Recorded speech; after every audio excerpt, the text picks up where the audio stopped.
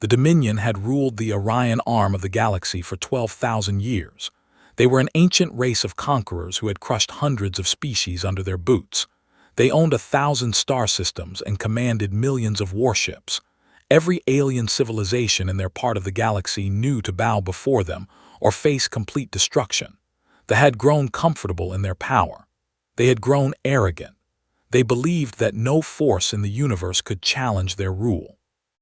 When their scout ships discovered the small human colony on the distant world of 442b, they saw nothing special. Their scanners showed a young species that had only recently learned to travel between stars. The humans had built a modest settlement on this green and pleasant world. They called it New Providence. It was home to 43,000 people who had traveled 8 light-years from Earth to start fresh lives on a new planet. Commander of the Third Fleet looked at the data on his display screen. He saw farmers tending crops in wide fields. He saw scientists working in small laboratories. He saw children playing in schoolyards and families gathering for evening meals. He saw no warships in orbit and no military bases on the surface. These humans were not soldiers. They were settlers, dreamers, ordinary people seeking ordinary lives far from their home world. Made his decision in less than a minute. He did not bother to contact his superiors. He did not attempt communication with the humans below. He simply gave the order to his weapons officer. The orbital bombardment began without warning. Plasma fire rained down from the sky like the anger of cruel gods. The colonists had no time to run and nowhere to hide. Buildings exploded into flames. Streets melted into rivers of molten rock. The air itself caught fire as the weapons turned the peaceful colony into a burning hell. The attack lasted 17 minutes. When it ended, New Providence was gone. Where 43,000 humans had lived and laughed and loved, there was only a blackened crater stretching for miles in every direction. Nothing survived. Not a single building remained standing. Not a single tree was left unburned. Not a single voice called out for help because there was no one left alive to cry. Among the dead were a woman named and her 2 young daughters, Emma and Sophie, had been a botanist who studied alien plant life. Emma was 7 years old and loved to draw pictures of the strange flowers that grew in the colony gardens. Sophie was only 4 and had just learned to read her first words. They died together in their small home on the eastern edge of the settlement. Their husband and father was not with them when the fire fell. Captain Cole commanded the deep space vessel Valiant. He had been on a routine supply run to the outer monitoring stations when the attack happened. His ship was 3 days away at maximum speed. He received the emergency signal too late to do anything but listen in horror as the transmissions from New Providence went silent one by one. Pushed his engines beyond their safety limits. He drove his crew without rest. When the Valiant finally arrived at 442b, he found only ashes and silence. He landed a shuttle at the coordinates of his home and walked through the ruins with tears streaming down his face. He found nothing to bury. The plasma fire had been so intense that it had vaporized everything it touched. They had left a beacon in orbit above the dead world. It broadcast a message in the common galactic language that all spacefaring species understood. The message declared that this star system now belonged to the Dominion. It ordered all humans to evacuate their remaining colonies within 30 standard days. Any humans found in space after that deadline would be exterminated like the vermin they were. Commander expected the humans to obey. Every other species had obeyed similar orders. The galaxy was full of races that had surrendered their homes and their freedom rather than face weapons. The Dominion had never encountered a species foolish enough to fight back against their overwhelming power. Did not understand what he had done. He did not know that he had just made the worst mistake in the history of his ancient civilization. The news of the massacre reached Earth within hours. Admiral Hayes was asleep in her quarters at Fleet Command when her communications officer woke her with the report. She read the casualty figures on her data pad. She watched the final images transmitted from New Providence before the cameras went dark. She saw the faces of the dead scrolling across her screen, thousands of names and photographs of people who had been alive just hours before. Was 61 years old. She had spent her entire adult life in service to humanity. She had fought pirates in the asteroid belts. She had negotiated treaties with 3 different alien species. She had always believed that peace was possible if reasonable beings were willing to talk and compromise.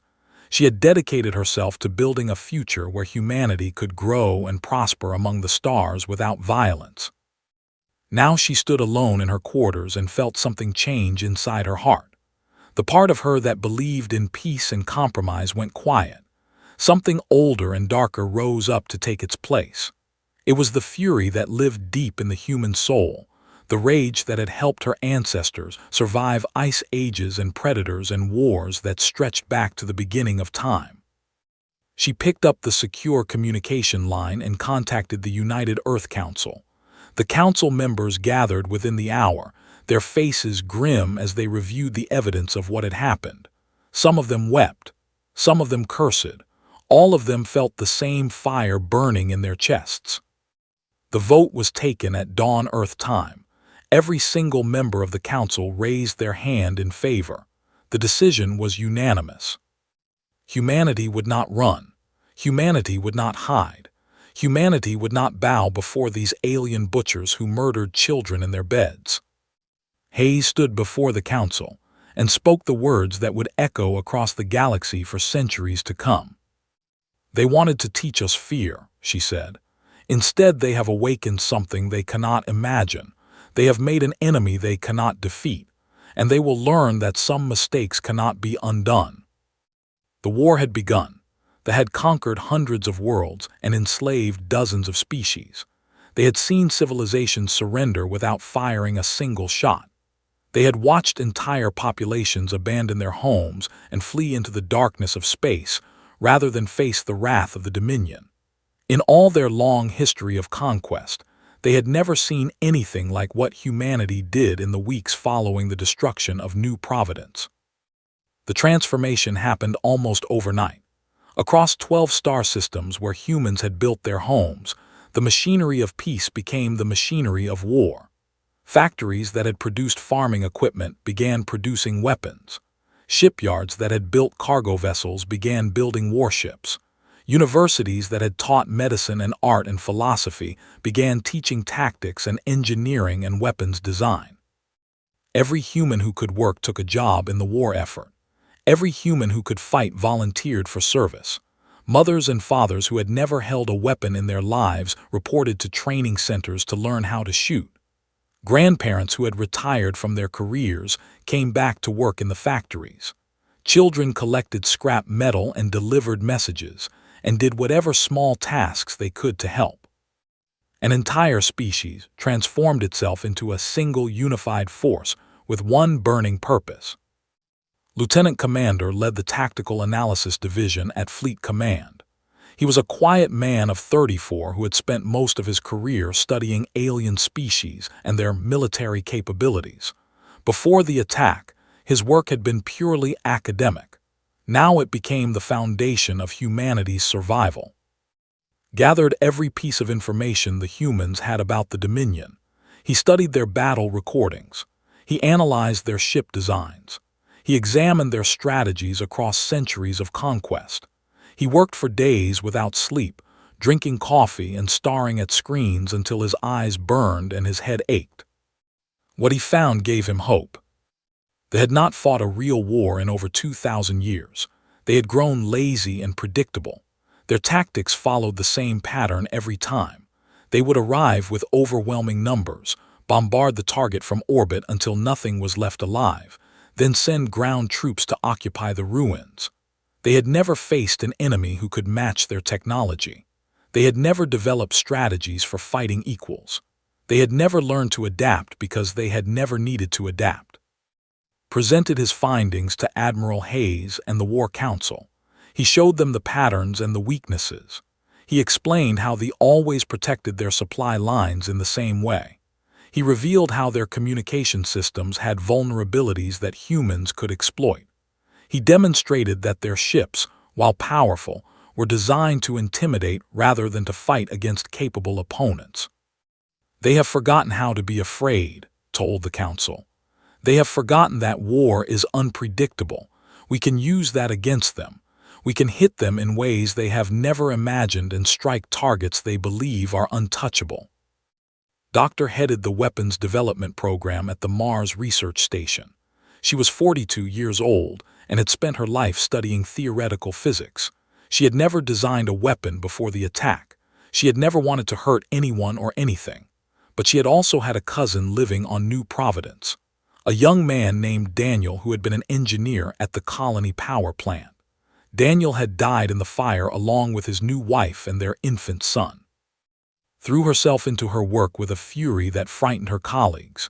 She slept in her laboratory. She forgot to eat unless someone brought her food. She pushed her team to work faster and harder than they had ever worked before. In just 18 days, they developed the Fury-class warhead, a weapon specifically designed to penetrate hull armor and destroy their ships from the inside out. The first test of the new weapon destroyed a captured shuttle in a single shot. Watched the explosion on her monitor and felt nothing like satisfaction. She felt only a cold determination to see the same fire visit the creatures who had murdered her family. Captain Cole returned to Earth 3 weeks after the destruction of New Providence. He walked into Fleet Command and requested an assignment. Admiral Hayes met with him personally in her office. She looked at the hollow eyes and the gray hair that had appeared seemingly overnight. She recognized the expression on his face because she had seen it in her own mirror. "You should take time to grieve," she told him gently. "No one would think less of you." Shook his head. "I will grieve when this is over. Right now I need a purpose. I need something to do with what I am feeling or it will consume me." Hayes understood. She offered him command of the First Strike Force, the most dangerous assignment in the fleet. His mission would be to lead a small group of ships deep into territory and attack their forward bases. It was the kind of mission that most officers would refuse. The chances of survival were not good. Accepted without hesitation. He pulled a small photograph from his pocket and showed it to the admiral. It was a picture of Emma and Sophie standing in the garden of their home on New Providence. They were smiling and waving at the camera. Sophie was holding a purple flower she had picked from the alien plants growing near their door. "I have nothing left to lose," said quietly, "and everything to avenge." Similar scenes played out across human space. A teacher named Crane, whose students had died in the attack, became a training instructor for new soldiers. A retired engineer named Davis, who had lost his, returned to work designing ship engines. A young woman named Lisa Torres, whose entire family had been killed on New Providence, became one of the first volunteers for the new Special Forces unit. The anger spread through humanity like a wildfire through dry grass. It touched every heart and burned in every soul. People who had never thought about violence found themselves dreaming of vengeance. People who had always believed in forgiveness found themselves unable to forgive. They had no spies among human populations. They had never needed them. They knew nothing about the storm that was building in the hearts of the species they had tried to crush. They sat in their comfortable command centers and waited for the humans to surrender as every other species had surrendered before them. They would soon learn their mistake. The forward base at 7 floated in the darkness of space like a metal mountain surrounded by stars. It was one of the largest military installations in that region of the galaxy. 300 warships were stationed there at any given time. 50,000 soldiers and officers called it home. It served as the command center for all Dominion operations in the sector and was considered completely untouchable by any enemy force.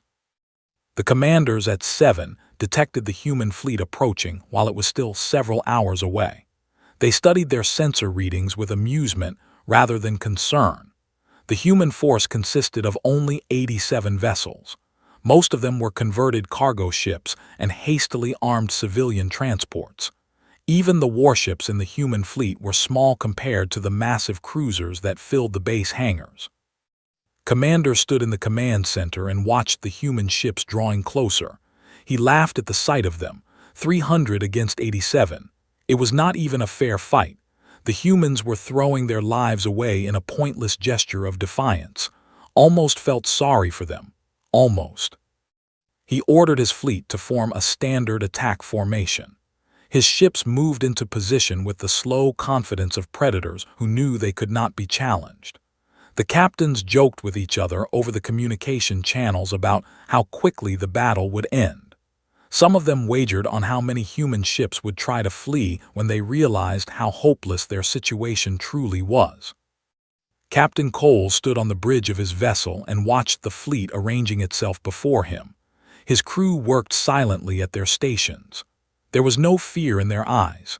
There was only cold determination and a hunger for justice that burned in every human heart. Opened a channel to all the ships in his fleet. His voice was steady and calm when he spoke. For New Providence.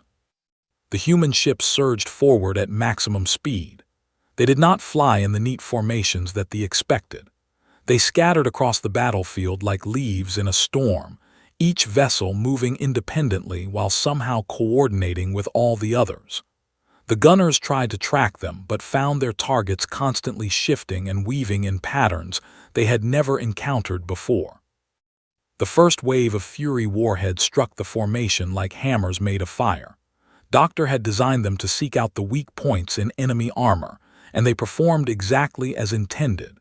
Shields that had withstood plasma cannons for centuries collapsed under the assault. Hull plating that was supposed to be unbreakable shattered like glass.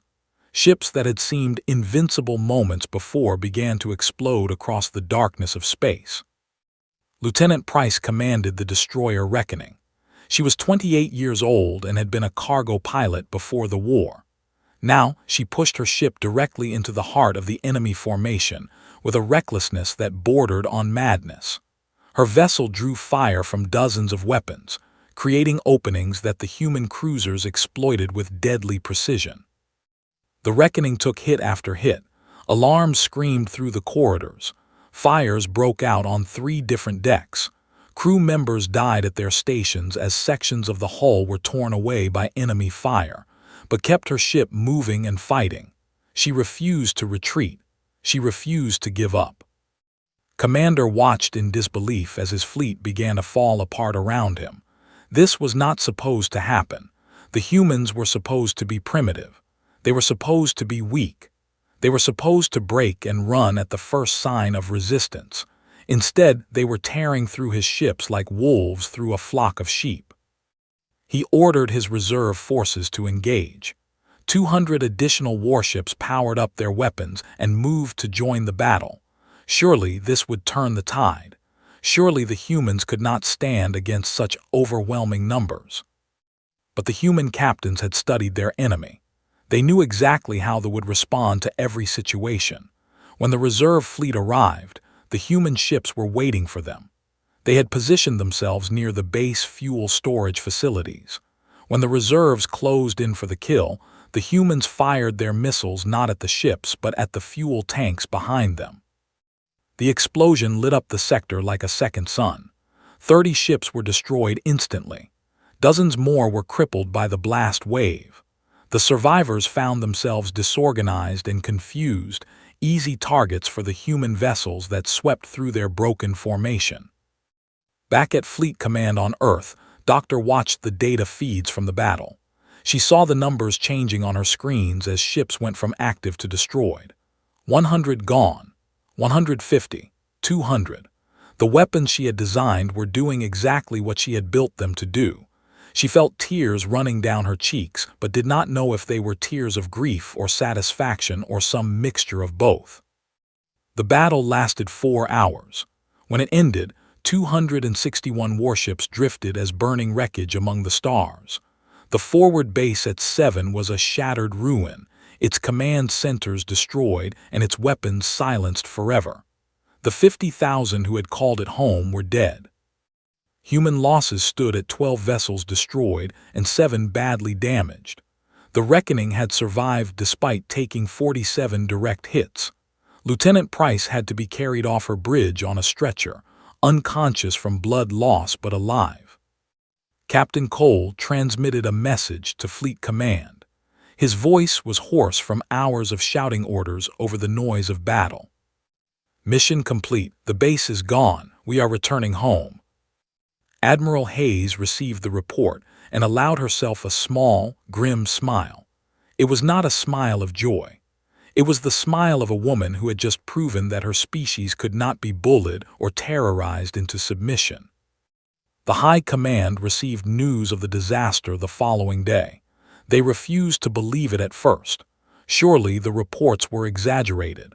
Surely the humans had not actually defeated a force 3 times their size. They sent a second fleet to investigate and punish the attackers. That fleet found the human ships waiting for them. The battle was even shorter than the first. When it ended, every vessel had been destroyed. The message was clear. Humanity was no longer prey. Humanity was now the hunter. 6 months had passed since the massacre at New Providence. In that time, the galaxy had changed in ways that no one could have predicted. The Dominion, which had stood unchallenged for 12,000 years, was now fighting for its survival against a species it had dismissed as primitive and worthless. Human fleets struck across a front spanning more than 100 light years. They attacked supply convoys and destroyed communication stations. They ambushed reinforcement fleets and raided weapons factories. Every tactic the Dominion tried to use against them was anticipated and countered. Every trap they set was turned against them. The humans seemed to know what they would do before they themselves had decided. Lieutenant Commander coordinated the intelligence efforts from his station at Fleet Command. His analysis of behavior had proven accurate beyond anyone's expectations. The enemy commanders were predictable in ways they did not even realize. They followed patterns established over centuries of easy conquest, and those patterns made them vulnerable to an opponent who had studied them carefully. Worked with a network of human spies and informants scattered across the galaxy. These were traders and diplomats and scientists who had lived among alien species before the war. They sent back reports on movements and plans. They recruited allies among the species the Dominion had enslaved. They built a web of information that gave humanity an advantage no amount of firepower could match. Captain Santos led ground forces in the liberation of occupied worlds. He was a big man with a gentle voice who had been a schoolteacher before the war. His students had been among the dead at New Providence. Now he commanded 10,000 soldiers who were freeing aliens from rule. The first world they liberated was called by its native population. They were a peaceful species of small, 4-armed beings who had been enslaved for over 1,000 years.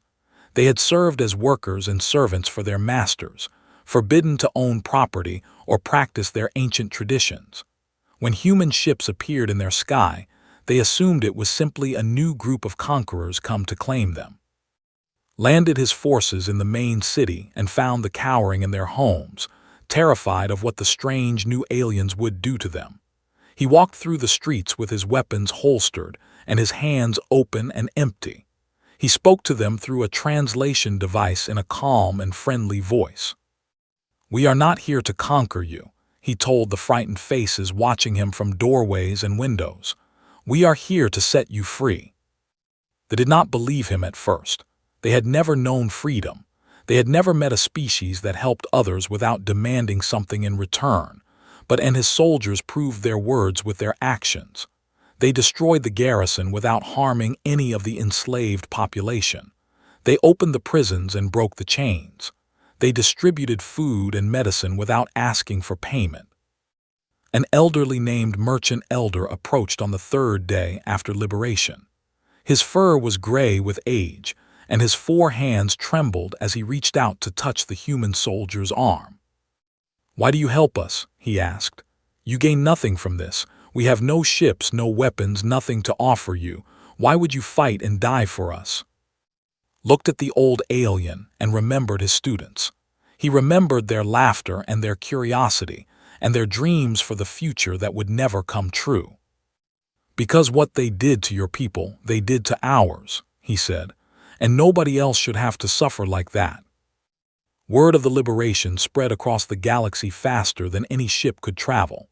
Other enslaved species heard that humans were fighting the Dominion not for conquest, but for justice. They heard that the strange newcomers from the distant Spiral Arm treated freed populations with kindness and respect. They heard that humanity asked for nothing in return except friendship and information. They began sharing everything they knew about their former masters. They revealed the locations of hidden bases and secret weapons facilities. They explained weaknesses in technology that their masters had never bothered to protect because they never imagined their slaves would share such knowledge with an enemy. Other species followed their example. A race of large reptilian beings who had been conquered 3,000 years ago offered their heavy warships to join the human fleet. The delicate winged creatures who served as scientists provided access to research databases containing centuries of military secrets. A dozen other races added their strength and knowledge to the growing alliance. Admiral Hayes coordinated the expanding war from her command ship, the Resolve. She had never imagined she would lead a coalition of alien species against the greatest empire in the galaxy. Before the war, she had spent her career trying to avoid conflict. She had believed that peace was always possible between reasonable beings. Now she understood something she had not understood before. Some enemies were not reasonable. Some crimes could not be forgiven with words and treaties. Sometimes the only path to lasting peace was through complete victory over those who would never accept anything less than total submission. They saw their empire crumbling around them and tried to negotiate. They sent diplomats to meet with human representatives. They offered to return all captured territory. They promised reparations for the destruction of New Providence. They even offered a formal apology for what they called a tragic misunderstanding. Met with the ambassador in a small room aboard a neutral station. She listened to his words and his promises. She looked at his alien face and tried to find some trace of genuine remorse. She found only the fear of a predator who had finally met something stronger than itself. When the ambassador finished speaking, remained silent for a long moment. Then she delivered humanity's response in a voice as cold as the space between stars. There was no misunderstanding. You knew exactly what you were doing when you murdered our people. You chose to attack us because you believed we were weak. You were wrong, and now you will pay the price for your choice. She stood and walked out of the room without looking back. The war would continue until humanity had achieved total victory. Nothing less would satisfy the fury that burned in every human heart. Prime had been the heart of the Dominion for 12,000 years. It was a beautiful world of purple oceans and golden forests, home to 10 billion who had never known fear or hardship. They had never been attacked in all the long centuries of their empire. Most believed it never could be attacked. The defenses surrounding their planet were legendary across the galaxy.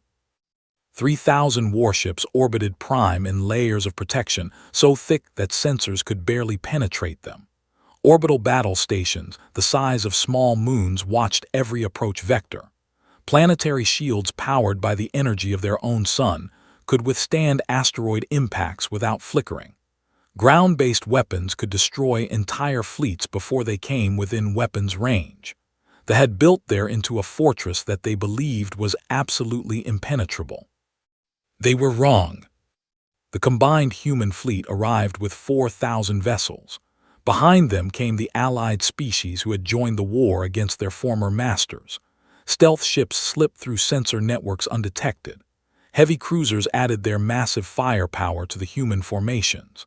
A dozen other races contributed whatever ships and weapons they could offer. It was the largest fleet ever assembled in galactic history, united by a common hatred of the empire that had oppressed them all. Captain Cole stood on the bridge of his new flagship and looked at the planet that filled his. 2 years had passed since the day he had walked through the ashes of New Providence searching for some trace of his family. His hair had gone completely gray in that time. Lines of grief and anger marked his face, but his hands were steady and his mind was clear. He thought of Emma and Sophie. He thought of the garden where they used to play together. He thought of Sophie's laughter when she picked flowers and brought them inside to show her father. He thought of all the moments they would never share, all the years stolen from them by the creatures who lived on that beautiful world below. Opened a channel to the fleet. "This is where it ends," he said. "2 years ago they tried to teach us that we were nothing. They tried to make us bow. They murdered our families and expected us to accept it. Today we show them the price of that mistake. Today we finish what they started." The battle began with the human fleet splitting into dozens of smaller groups. They attacked from every direction at once, overwhelming the sensors and forcing the defenders to divide their attention. The Allied stealth ships slipped past the outer defenses and struck at the power generators that fed the planetary shields. The cruisers engaged the orbital battle stations in brutal close combat, while human destroyers swept through the gaps in the enemy formation. They fought with desperate fury. They knew that this was not just a battle for territory or resources. This was a battle for survival. If there fell, their empire would die with it. Every ship they had, every weapon they could bring to bear, was thrown into the defense of Prime. But it was not enough. The human fleets had learned from every battle of the past 2 years. They had studied every tactic and developed counters for each one. They knew where the defenders would be strong and where they would be weak. They knew exactly how to tear apart a defense that had never been tested by a worthy enemy. The Battle of Prime lasted 3 days. It was a storm of fire and destruction that could be seen from nearby star systems. Ships died by the hundreds on both sides. Heroes were made and legends were born in the chaos of combat. Lieutenant Price, now commanding her own battle group, led the assault that finally broke through the planetary shields. Captain Santos led ground forces that captured the main orbital defense station and turned its weapons against the fleet. When the guns finally fell silent, the military was finished. Their fleet was scattered wreckage floating among the stars. Their orbital defenses were twisted metal and cooling plasma. Their shields had failed and their ground weapons had been destroyed. The once mighty empire lay broken and helpless before the forces it had awakened. The Emperor broadcast a message of surrender on all frequencies. His voice trembled as he begged for mercy.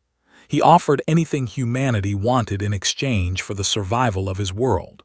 Territory, resources, prisoners, reparations, complete submission to human authority. Anything at all to spare his people from the destruction they had brought upon themselves. Admiral Hayes received the message aboard her command ship. She sat alone in her quarters and thought about what she should do. Part of her wanted vengeance. Part of her wanted to order the bombardment of Prime and repay the massacre of New Providence 1 billion times over. Part of her wanted to make them feel what humanity had felt, to watch their children burn as human children had burned. But she was not a monster. Humanity was not a race of monsters. That was what made them different from that was what made them worthy of victory. She walked to the bridge and opened a channel to the defeated empire. "We accept your unconditional surrender," she said. "Your empire is dissolved. Your military will be dismantled. Your leaders will stand trial for crimes against sentient life. But we will not destroy your world. We will not murder your civilians. We will not slaughter the innocent to punish the guilty." She paused and let her words carry across the galaxy. "We are not like you. We do not burn colonies. We do not kill children. You made a mistake when you attacked us. You thought we were weak because we were kind. You thought we were cowards because we preferred peace. You were wrong about everything. We are humanity. We fight with fury when we must, but we never lose our souls in the fighting. And that is why you lost. That is why you will always lose against us." Captain Cole stood beside her as she spoke. He listened to her words and felt something loosen in his chest. The rage that had driven him for 2 years did not disappear, but it began to transform into something else. Something that felt almost like peace. The war was over. In the years that followed, humanity became the leading power in the Orion Arm. They did not rule through fear or conquest. They ruled through example and cooperation. They helped rebuild what the Dominion had destroyed. They established fair trade with species across the galaxy. They protected the weak from the strong and punished those who would prey upon the helpless. And on the world of 442b, where New Providence had once stood, a memorial was built. It was a simple stone column bearing the names of the 43,000 humans who had died there. Visitors came from across the galaxy to read the words carved at its base. "We were peaceful, we meant no harm, you attacked us anyway. Never again.